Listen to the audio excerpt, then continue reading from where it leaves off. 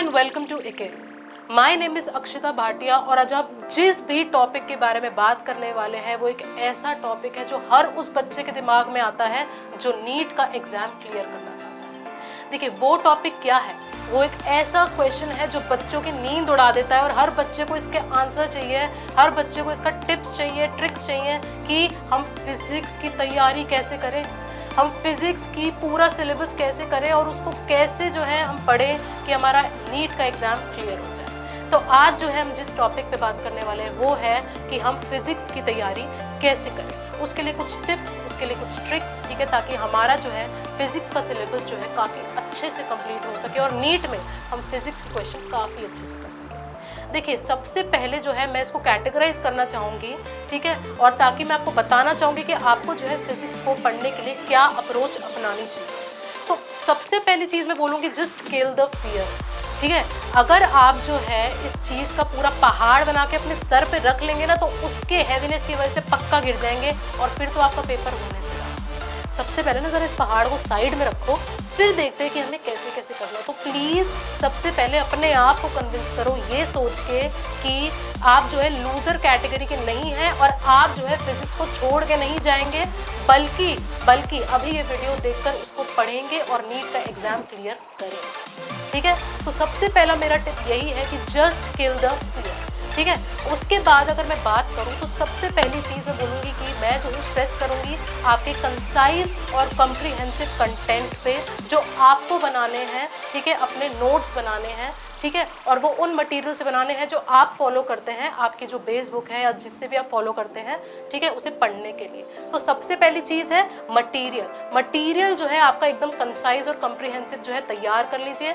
जो हम second process होगा वो ये कि उस मटेरियल को कैसे अपने दिमाग पे बिठाना है, उस मटेरियल को कैसे जो है अपने दिमाग में ऐसा इम्प्रिंट करना है कि एग्ज़ाम के टाइम ना आप ऐसे उसके आंसर लिखें कि जैसे आपको शुरू से ही आता हो, ठीक है। तीसरी चीज़ क्या है, जब आपने उस मटेरियल को अपने दिमाग में इम्प्रिंट कर लिया है उसके बाद है टेस्टिंग, ठीक है।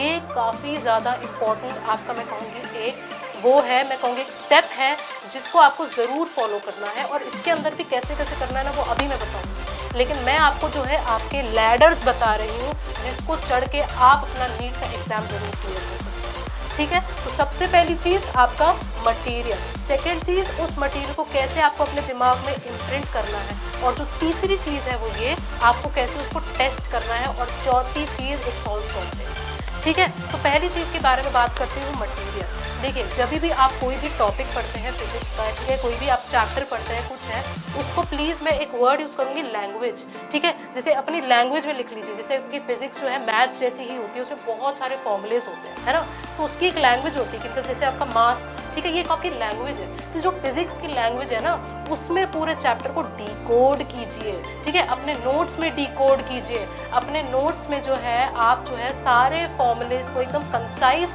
To the point without any elaborate करके लिखना शुरू कीजिए, ठीक है, और अपने नोट्स तैयार करिए। पहले जो है मटेरियल अगर इतना बड़ा है ना तो पहले उसको इतना कीजिए। कैसे करेंगे, आप पढ़ने के बाद जो अपने खुद के नोट्स बनाएंगे ना तब होगा मटेरियल इतना से इतना। तो एकदम कंसाइज और कम्प्रीहेंसिव मटेरियल तैयार कीजिए अपने लिए पढ़ने से पहले। दिस इज समथिंग जो आपको पढ़ने से पहले करना है, ठीक है, उस चीज़ को अपने दिमाग में बिठाने से पहले करना है। तो अपना मटेरियल तैयार कीजिए, ठीक है, और वो स्टेप्स लिखिए, ठीक है, और वो अपने आप फॉर्मूलेज लिखिए, A to Z फॉर्मूलेज लिखिए। और मैंने जैसे बोला एकदम कंसाइज लैंग्वेज में, फिजिक्स की लैंग्वेज में, ठीक है, फिजिक्स की लैंग्वेज में लिखिए। जैसे मास हो गया, ठीक है, आपका ये सब हो गया, तो वो सब जो है आपको एकदम फिजिक्स की लैंग्वेज में प्रॉपर आपके फॉर्मूले लिखने हैं आपको। फिर क्या करना है, आपका जब मटेरियल इतना से इतना हो गया, अब इस मटेरियल को हमें लोड करना है अपने दिमाग में। उससे कैसे करेंगे, उसे जो है हम अपना सबसे पहले मैं बोलूँगी कि उसके स्क्रीनशॉट लेके प्रिंट आउट लेके आप जो है उसे जगह जगह पर चाहे अपने बाथरूम में या मैं कहूँगी अपने वार्डरोब पे या आपकी अलमीराज या तो आपका जो भी शीशा होता है वहाँ पर जो है पेस्ट करके स्टिक करके आते जाते उसको देखते रहिए, लिख के लर्न कीजिए। पर पहले सारा डेटा लोड कीजिए कंप्यूटर की तरह अपने अंदर अपने दिमाग में। जब ये आपका हो जाए और जब आपको लगे कि हाँ मुझे बहुत अच्छे से याद हुआ है, तब हम पहुँचेंगे अपने थर्ड स्टेप ऑफ प्रोसेस पे जो कि है टेस्टिंग। देखिए ये क्यों इम्पोर्टेंट है, मैंने शुरुआत में कहा था ये आपका इसीलिए इम्पोर्टेंट है क्योंकि आपका फर्स्ट अटेम्प्ट सीरियस अटेम्प्ट होना चाहिए, मॉक अटेम्प्ट नहीं होना चाहिए। देखिए मेरी बात जो है आप गांठ मार लीजिए, मैं मॉक अटेम्प्ट क्यों कह रही हूँ, क्योंकि मॉक अटेम्प्ट से मेरा मतलब है कि गलतियां जो है ना हम करते हैं, हर कोई करता है, ह्यूमन नेचर है, आप भी करेंगे, मैं भी करूँगी। लेकिन बात ये है कि जो हम पेपर क्लियर करना चाहते हैं, जिसपे हमारे पूरा करियर बैठा हुआ है, क्या उसको हम एकदम सीरियस ना लेके अपनी गलतियां वहाँ पे कर सकते हैं? नहीं कर सकते। इसीलिए आपको पढ़ने के बाद जो है और अपने अटेम्प्ट से पहले, मतलब नीट का पेपर देने से पहले, उस एक्चुअल जजमेंट डे के पहले आपको जो है काफ़ी सारे क्वेश्चंस करने हैं।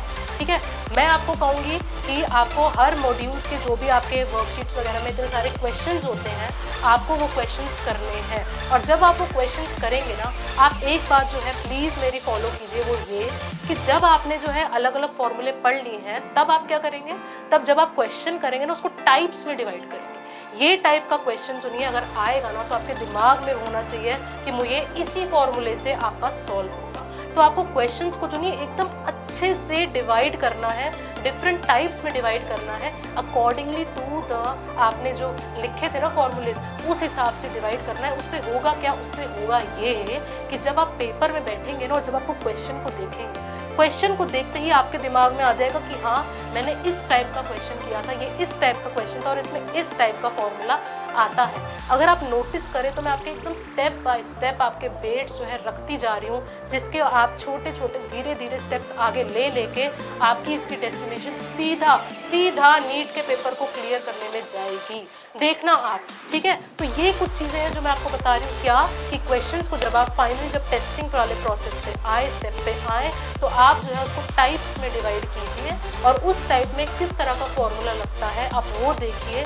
और उसके बाद जैसे ही आपने टाइप्स कर लिए हैं, उसमें से आप वो क्वेश्चंस मार्क किए जो आपको लगता है कि आपसे एक बार में नहीं निकले, या इसमें जो है कोई ऐसी चीज़ है जो मेरे से चूक गई और ऐसा हो सकता है कि पेपर में भी मैं इसमें गलती कर दूँ, उसको आप एकदम डबल टिक लगा के स्टार लगा दीजिए कि जब रिविजन करूँगा तो ये क्वेश्चन हाथ से ज़रूर करूँगा, ताकि गलती से भी गलती मेरे उस दिन ना हो जाए जिस दिन मेरा नीट का एग्ज़ाम है। ठीक है, तो अपने सीरियस अटेम्प्ट को मॉक अटेम्प्ट ना बनाने के लिए आपको पहले कुछ करना पड़ेगा, और वो होगा क्या, आपको सारे क्वेश्चंस और उसको जो है एकदम कैटेगराइज करना पड़ेगा, टाइप्स में डिवाइड करना पड़ेगा। और फिर क्या, फिर सिंपल ये कि आपको जो है जैसे ही आपने मॉक दे दिया है, अब जैसे ही रिविजन आप कोई पेपर देकर आते हैं, आप एक प्रॉपर टाइम डिवीजन में, मतलब जैसे टाइम में आप पेपर देने आते हैं, ठीक है, तो उसमें क्या करना है, उसमें आप जैसे ही घर पे आते हैं, आपने देखा कि हाँ ये इस टाइप का क्वेश्चन था, आप फटाक से उस टाइप ऑफ क्वेश्चन में उस क्वेश्चन को ऐड कर दीजिए,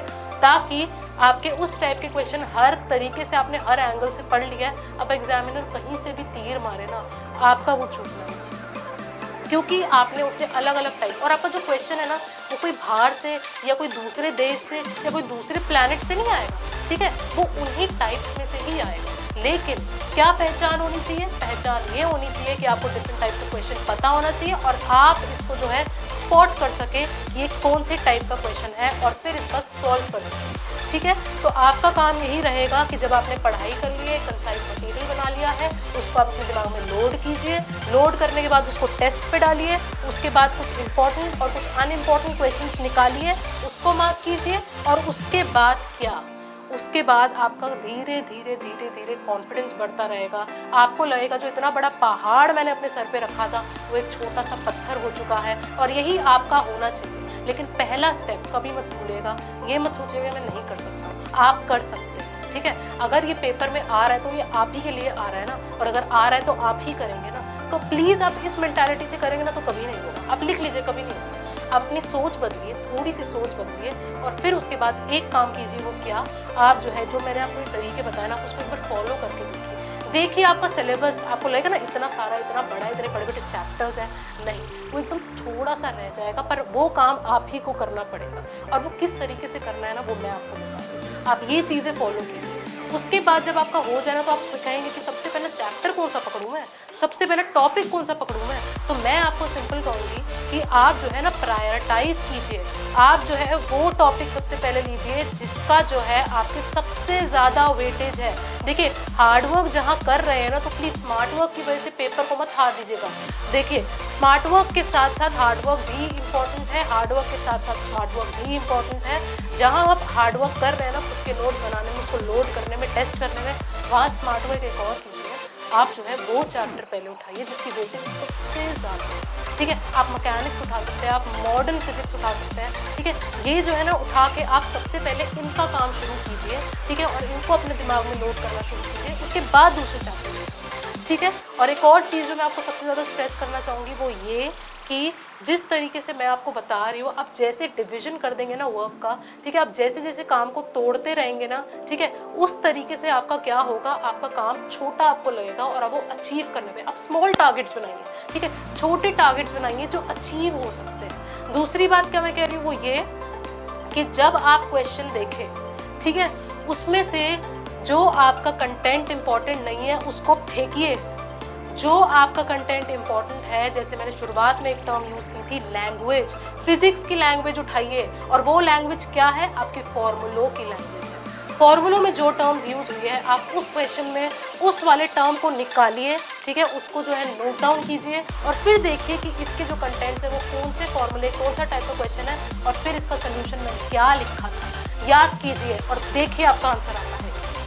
तो आज के लिए इतना ही, ठीक है। प्लीज़ मैं आपको कहूँगी कि ये सारे टॉपिक्स काफ़ी ज़्यादा इंपॉर्टेंट है। जो जो बात मैंने बोली ये मैंने आपको एक प्रोसेस बताया, एक सीढ़ियाँ बताई जो चढ़कर आप अपने डेस्टिनेशन पे पहुँच सकते हैं। अगर आपको अच्छा लगा हो तो प्लीज़ लाइक कीजिएगा, और अगर आपको और भी कोई क्वेरी है तो प्लीज़ कमेंट कीजिए ताकि मैं उसको पर्सनली आपको आंसर दे सकूँ, ठीक है।